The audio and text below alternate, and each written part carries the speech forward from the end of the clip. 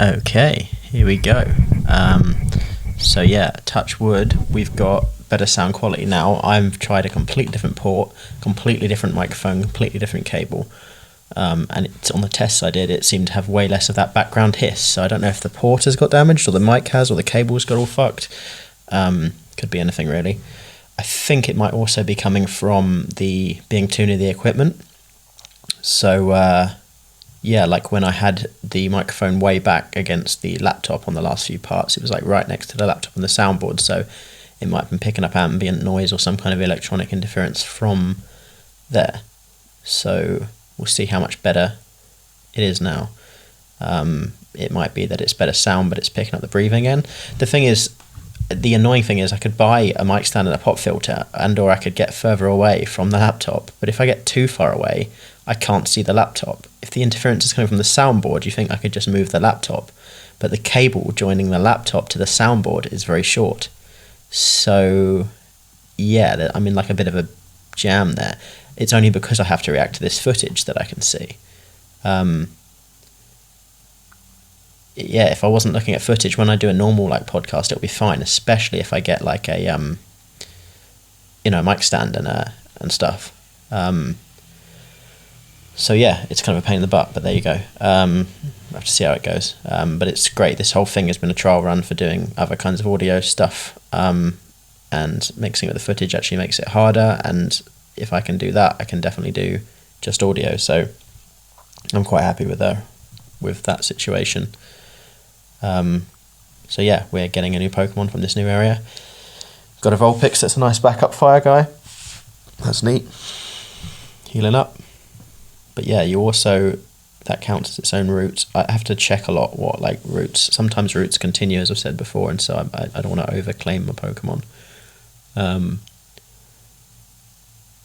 But yeah, as we all know, there's a cool ass free Pokemon in Celadon. So yeah. Now some people will use Celadon as an example of like the limitations of the literal rules of a Nuzlocke, because if you count things as separate, so you say, okay, you can fish in Celadon as your one Pokemon in that wild Pokemon in that area, because that's the only way you're going to get one, but then you can also get the free EV and a game corner Pokemon, and some people think that's like too many and you should just have to pick one or two, or just have to think about it. But there's not many areas like that in the game where you can get lots of multiples. So I'm going to take them all. I think realistically you don't get wiped on a Nuzlocke by like literally you losing every viable person. You make your best 6, and if you lose at the Elite 4, you pretty much give up. Maybe have like a second attempt with your B team, but if you've got really unlucky. But I think realistically that's it. So it kind of doesn't matter. It would only be a problem if you got wiped earlier in the game, and having more could help you get over that earlier part. Like if you got beat by your rival. And yeah, if your A team goes, I don't see how you're gonna do any better. But yeah, these TMs are different. I'm sure it's like a ultraviolet thing versus a normal fire red thing, because we've got like dig and stuff, which are pretty OP. So yeah, there's that. I always forget that Geodude's rock and ground. I always think he's just rock, because he's like a fucking literal rock, It's kind of crazy. I've got some sweets, but I know that would be awful audio, like me fucking around with the packet and chomping on them, but I'm really tempted. I've already eaten like way too much, but I've got to chill. But yeah, secret power is like so much better than tackle. And everyone can learn it, apparently. So that feels a bit OP to be in the... People joke on Pokemon games that anything with less than 100 is just 50-50, because it feels that way. It's kind of like XCOM accuracy percentages, Like they always show screenshots of like 99% accuracy with a gun in the alien's face, and then it like miss. And you're like, what the fuck? But you would never complain if you got a 1% hit from a mile away and you felt lucky. And it definitely feels biased. It's a weird phenomenon that everyone talks about.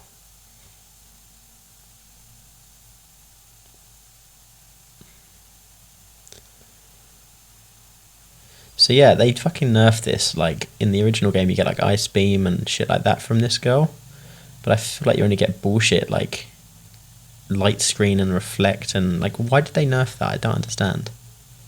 I think they put the better ones in the game corner, but in later installments they really kind of nerfed the game corner down in every way, like in terms of ability to actually win coins, because they didn't want to be encouraging kids to gamble. That was like the story. So yeah, that's bizarre.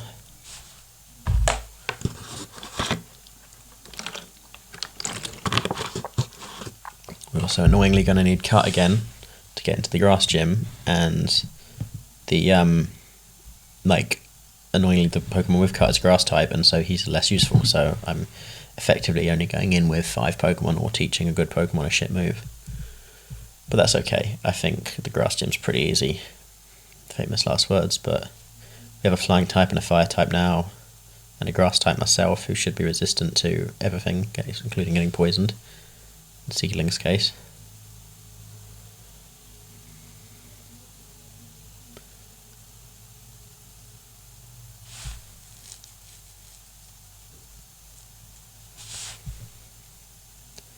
See what's for sale. A bunch of TMs.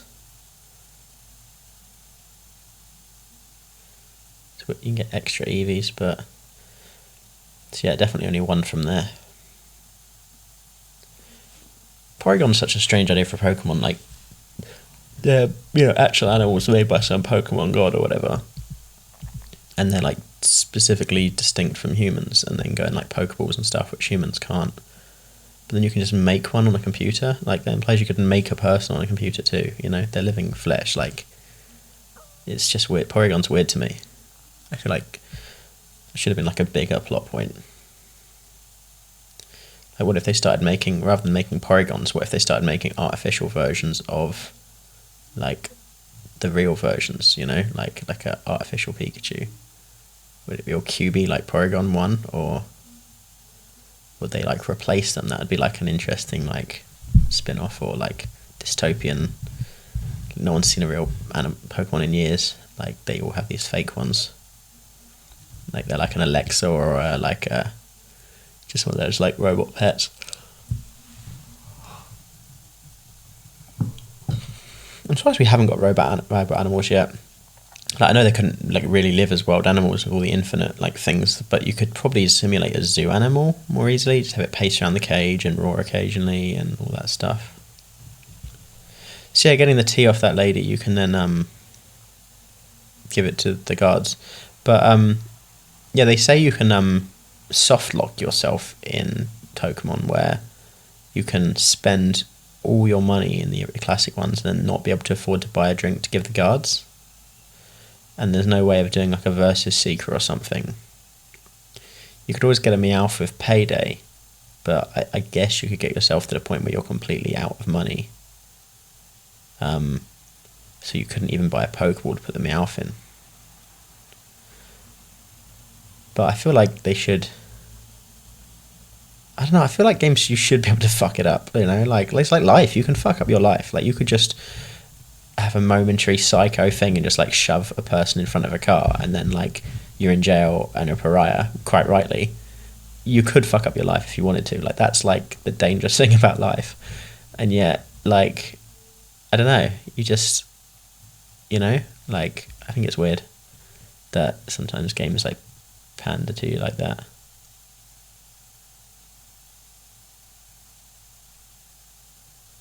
But yeah, I'm not wanting to bring super effective people into the gym is the point, so I need my guy who can cut.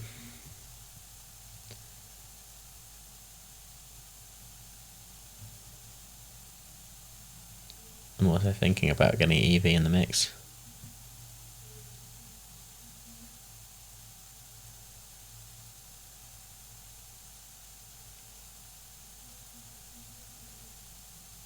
See, Chiding really needs some levels. I want him for False Swipe. It's the only Pokemon I've got that can learn it. It's so useful.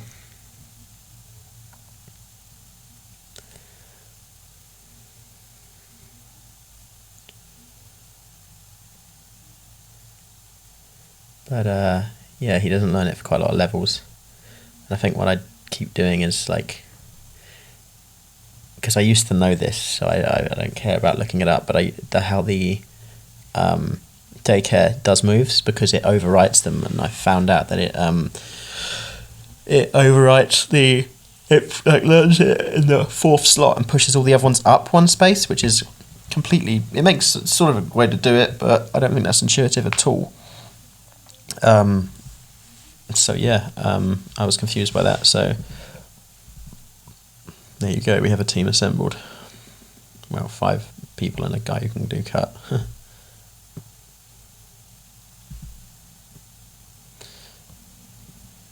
But yeah, we had no defeats on our last rival battle, so feels good, man.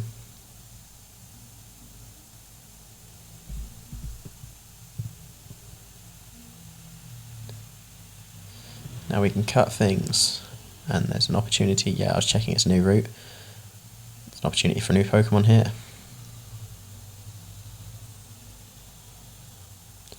Benny Boy can get some X from this couple. But these guys are strong, like that's crazy. We're potentially in trouble here. That's a big level jump. I guess it doesn't expect you to do these guys till after you're done in Celadon, you know? It's kind of concerning, so... He's at Magic's the least outclassed, and he's got super effective abilities, so that's pretty dope. He's going in. And then Mika's just a tank, of course, and he's got even less level difference, so we should be able to take these guys, although we've got the disadvantage of having switched in. It's a pretty powerful team. Pow, rocks in the face. See, he's taken some damage, and we haven't even taken one out yet, so I'm slightly concerned at this point. Quick attacks as well. And we landed one, so Ninetales is down, so... The couples always seem to only have the 2, you know, which is weird. The double battles on Shield tend to have a few, you know. There was some weird hesitance about doing that in these old ones. They thought it'd be too OP or too confusing or something.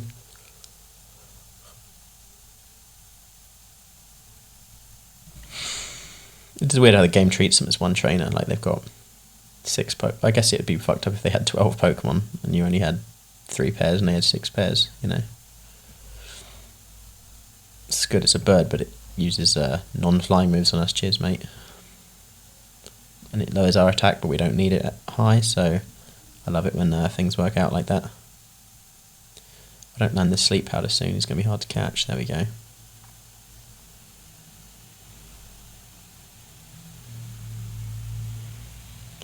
Great ball him. No fucking around anymore. We don't have to catch that many Pokemon on this game, so on a Nuzlocke, so you can just kind of skip straight to Great Balls to be surer. You also don't want to take any casualties pissing about.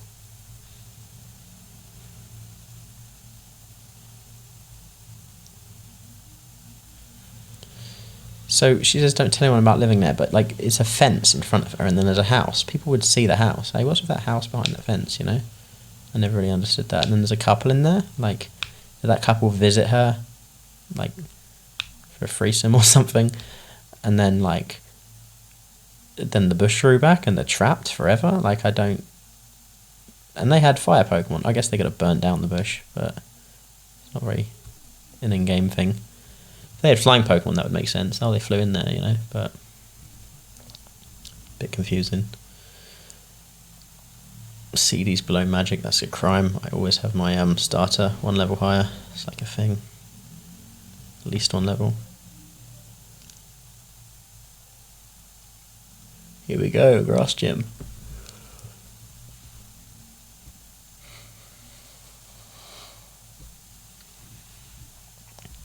Paralysis sucks. Real pain in the ass. Dreading a critical poison as well. At least we got a level. See, that's so specific. Heightens its enemy's ability to evade. Like, so you stop a Pikachu double teaming, I guess, but like it's going to get 1 off before you land that, and then it's like, okay, it's just going to start hitting you, you know? I don't see the point. There's so many moves that are just junk. See, it's like 2 this is where I get cheap and use fly. I don't really like to use fly before I've got like a Pidgeot or a Fearow or a legendary bird, because it doesn't feel like any of the birds are big enough to actually carry you, you know, it feels kind of cheap. cheap.